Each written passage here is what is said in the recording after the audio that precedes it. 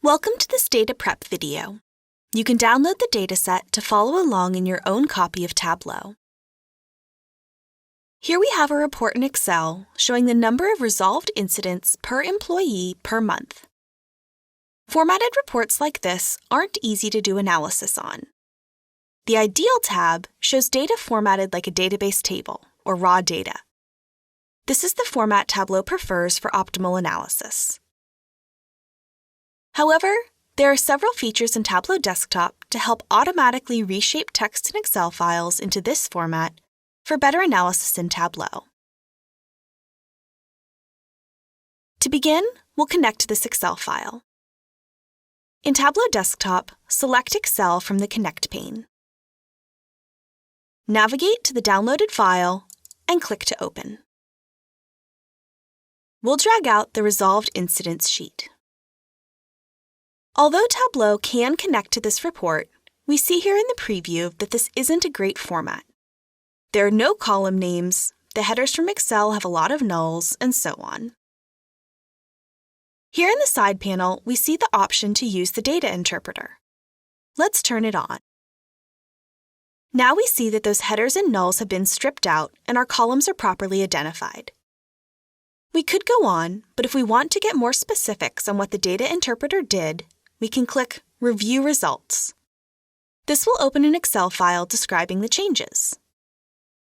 If we click to the tab we used, Resolved Incidents, we see which fields are being used as headers in red and which are considered data in green. Before we go back to Tableau and our data source, let's take one more look at that Ideal tab. Note that instead of having a column for each month with data underneath, in this format, there's a date column, and each row contains the number of resolved incidents for a unique combination of date and employee. This data is taller with more rows rather than wider with more columns. Back in Tableau, we want to change the format from this column per month layout into a single date column and a single column for resolved incidents. To do this easily, we'll simply select all the date columns. Click on the first, scroll if necessary, and shift-click on the last. We'll open the menu and select Pivot. The Pivot feature essentially merges the information from the original columns and rows into two new columns, Pivot Field Names and Pivot Field Values. We can see that Pivot Field Names is actually our date, and Pivot Field Values can be renamed Resolved Incidents. We can double-click to rename. If we click on the icon here above the first column, we're brought to the metadata grid. This can be a useful view, as the vertical layout can be easier to navigate, especially if we have a large number of fields. It's also useful when tables have been joined or to see the original field names.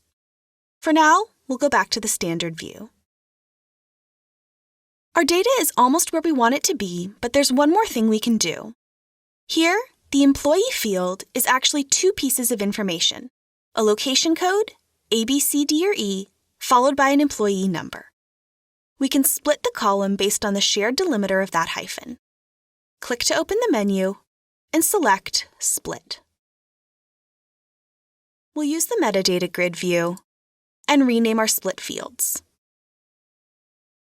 Split 1 should be location, and split 2 should be employee ID.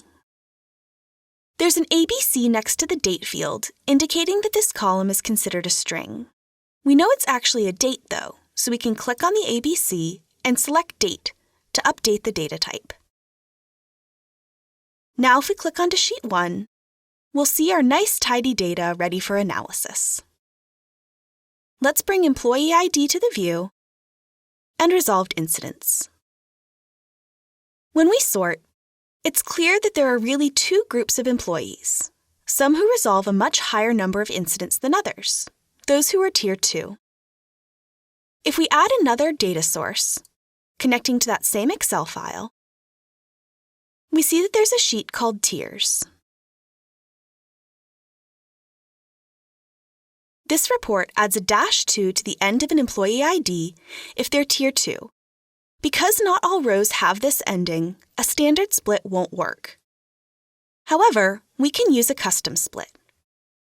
Open the menu, choose Custom Split, and we can set our delimiter as a hyphen, and mandate that we want to break off all columns.